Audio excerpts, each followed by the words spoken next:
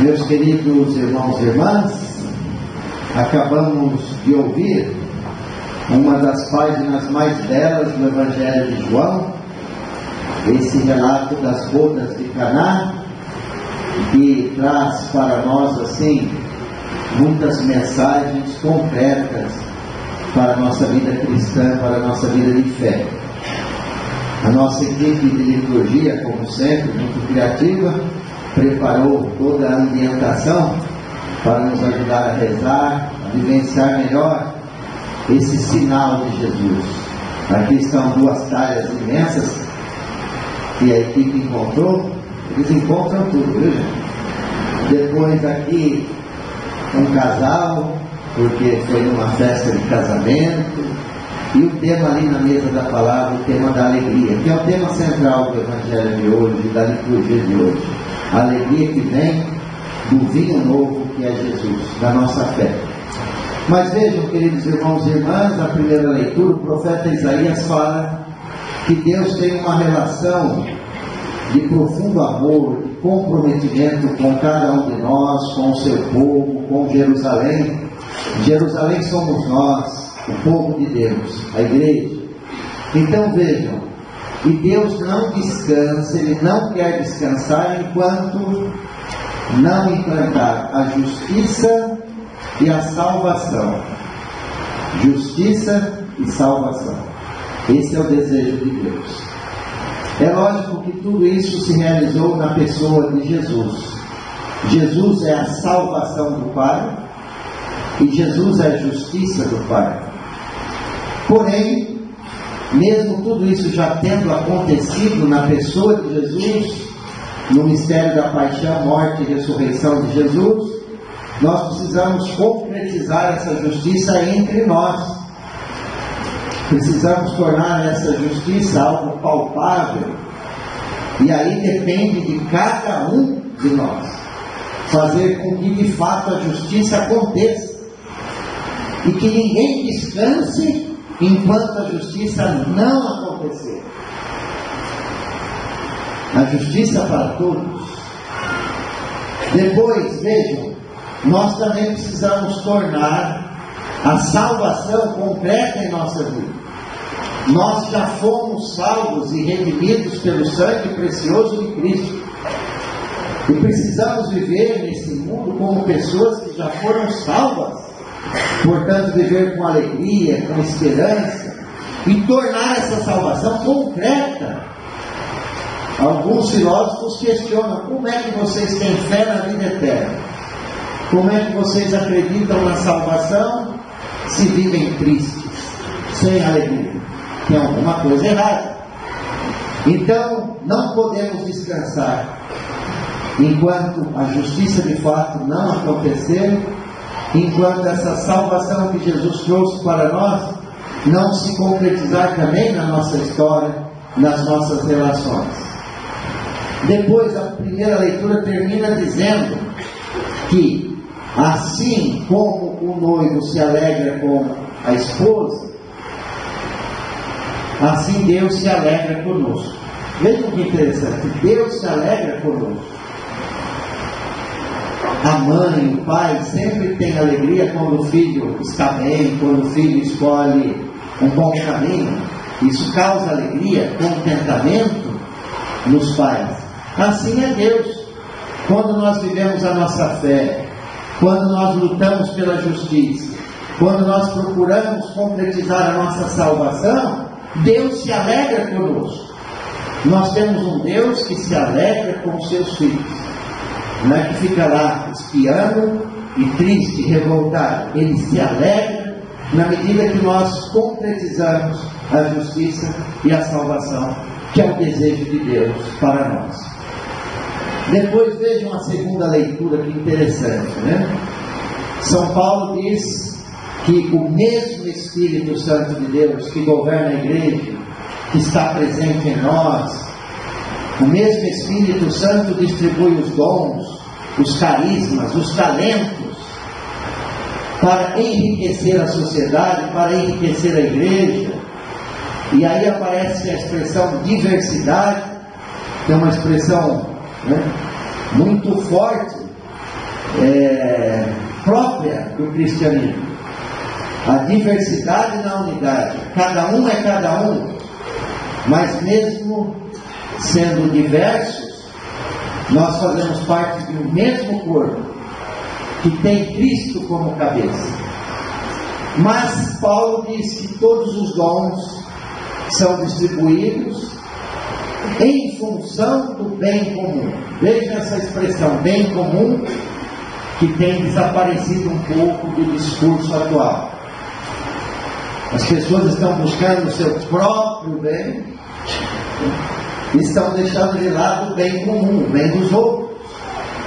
Então nós precisamos integrar na nossa vida cristã a realização pessoal de cada um, mas não se esquecer do nosso compromisso, da nossa responsabilidade com o bem comum, com o bem de todos. Senão a gente cai no egoísmo, no individualismo, no fechamento, olhamos para o nosso próprio umbigo e nos esquecemos de olhar para o todo, para o macro, para a nossa casa comum. Então vejam, Paulo deixa muito claro isso. Os dons são dados para a nossa realização, mas principalmente em função do bem comum, do bem de todos. Na medida que nós colocamos os nossos dons e talentos a serviço da vida, a serviço das pessoas, quando nós cumprimos bem, as nossas obrigações e tarefas, nós estamos, de certa maneira, contribuindo para o bem comum. É importante que a gente tenha essa consciência. E quando a gente deixa de fazer, nós não estamos contribuindo para o bem comum. Bom, e o Evangelho? Entramos aí no texto do Evangelho das bodas de Caná. Logo no começo aparece ali o fato de que Maria, Jesus e os discípulos foram convidados para uma festa de casamento. Então, a primeira mensagem, Jesus transitava também pelas festas, pelos momentos de alegria. Às vezes nós chamamos Jesus só quando a coisa não está boa, mas Jesus também está nas nossas festas. Então vem essa questão para nós: será que nós convidamos Jesus para as nossas festas? Para os nossos momentos de alegria? Ou só para aqueles momentos difíceis? Então às vezes nós preparamos uma grande festa e nos esquecemos de convidar Jesus, de convidar nossa mãezinha do céu, e aí a festa não fica completa. E outra questão que é importante colocar: alguns separam profano, sagrado, sagrado e profano. Na festa é algo profano, sagrado é só lá dentro da igreja. Gente, onde existe amor, onde existe respeito, onde existe alegria, existe Deus. Onde reina o amor, Deus aí está. Para quem tem fé, qualquer ambiente é sagrado. Para quem tem fé, qualquer ambiente é sagrado. Chega de separar profano do sagrado. Nós fazemos parte de uma grande família e Jesus transita por todos os lugares. Nos momentos de alegria, lá naqueles momentos de trevas, Jesus transitava lá na coletoria de impostos, onde havia pecado, corrupção. Jesus transitava ali, e foi lá naquele lugar escuro que ele chamou Mateus. Jesus transita por esses lugares, e quando Jesus transita, aquele lugar se transforma em um lugar teológico, um espaço sagrado. Bom, convidar então Jesus e Maria para as nossas festas também, não só para as nossas dores. Depois Maria, agora entramos já no fato de Maria, que percebeu que o vinho havia acabado. A mãe atenta, como todas as mães estão sempre atentas às necessidades de seus filhos, e percebem quando alguma coisa não vai bem. A sensibilidade da mãe, da mulher. E aí então Maria, ao perceber isso, sabia que Jesus poderia intervir, sabia que Jesus poderia evitar o constrangimento na vida daquele casal que estava celebrando o matrimônio. Já pensou começar uma vida matrimonial já com constrangimento, com humilhação pública? Porque era assim, gente. Embora não tivesse nem Face, nem WhatsApp, quando faltava vinho, a coisa se espalhava. Se espalhava mesmo, né? E aí não dava certo, constrangimento, né, para o casal. Então Maria sabia que podia contar com a intervenção de Jesus. E é interessante esse diálogo da mãe com o filho, quando Jesus disse: mulher, minha hora ainda não chegou. Então Maria antecipa a hora de Jesus, o primeiro sinal de Jesus. E quando ele chama Maria de mulher, não é de forma desrespeitosa, é porque lá no início, Eva, a mulher, por meio da desobediência de Eva, o pecado entrou no mundo. Agora a mulher, a nova Eva, Maria, ela nos dá Jesus e imediatamente ela chama para a obediência. Façam tudo o que ele pedir a vocês. Então aí entra o tema da obediência. A desobediência de Eva é superada pela obediência de Maria, que disse sim a Deus e que diz aos servos e a cada um de nós: façam tudo o que Jesus pediu. Façam. Obedeçam o projeto de Jesus. E aí, depois dessa intervenção de Maria, Jesus então manda encher as talhas. Gente, 6 talhas, 100 litros cada talha. Tudo vazio, tudo seco. Com uma situação pela qual o Paulo está passando por conta das chuvas, né, as caixas d'água sem água, o sofrimento de uma grande parte da população. Mas vejam, tudo seco. Então, o que isso significa, gente? Que quando há a intervenção de Jesus, a água aparece e a água se transforma em vinho. Então, uma questão que fica para nós, para a nossa semana: como estão as nossas talhas? Aí cada um vai se colocar diante de Jesus. As minhas talhas, a minha talha, a minha vida, como está? Vazia, pela metade, transbordando. Porque sem perceber, se a gente não se cuida, ou se a gente se descuida, a nossa vida vai se esvaziando. E se acabar o vinho, acaba a alegria. Se acabar o vinho novo que é Jesus, acaba o sentido da vida. Aí aparece a tristeza, o desânimo, a falta de coragem. Então que cada um se pergunte: como está a minha talha? Se estiver vazia, peça a Jesus para encher. Se estiver cheia de vida esse vinho novo, esse vinho bom com as pessoas. Depois, vejam, um outro fato importante. Vejam o que acontece. Maria sabia que não tinha mais vinho, e aí Jesus, os discípulos e os serviçais. Após o milagre, o mestre da festa ficou assim, encantado, né? Porque o vinho era bom.